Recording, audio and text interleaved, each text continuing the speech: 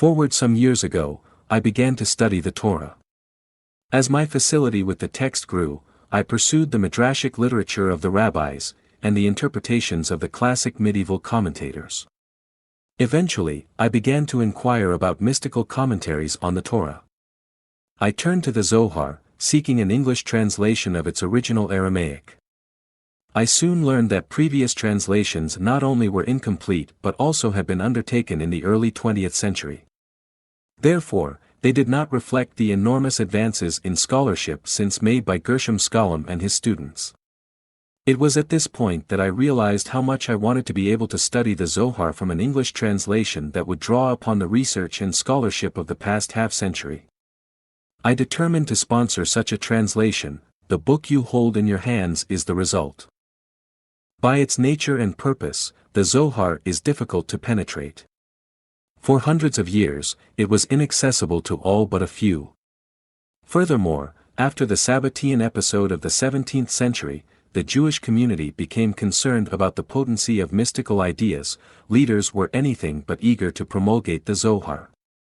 Even with the rise of Hasidism as a mystically based movement starting in the 18th century, the Zohar remained a closed book. Consequently, bringing the Zohar to the English reading public was, and continues to be, a complex, challenging task. The words that can express my appreciation to Daniel C. Matt are found on every page of his translation of Zohar. His scholarship, his artistry, and his poetry speak for themselves. You, the reader, are in his debt. The odyssey of the past 9 years, which will continue for some years to come, has been shepherded through a tangle of legal and administrative steps with the able and devoted skill of Glenn Miller. Professor Arthur Green, who co-chairs the academic committee for the translation of Zohar, has been a thoughtful and faithful counselor from the inception of the project. My husband Tom, while not a student of the Zohar, recognized the magnitude and the importance of this project. He has kept us ever vigilant and focused with his insightful questions and thoughts and his constant support.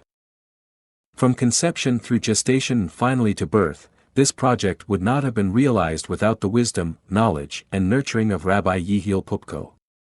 He is my teacher and my friend, and it is to him that this edition of the Zohar is dedicated.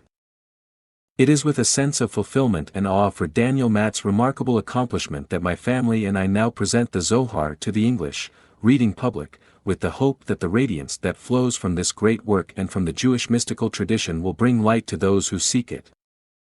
Margot Pritzker.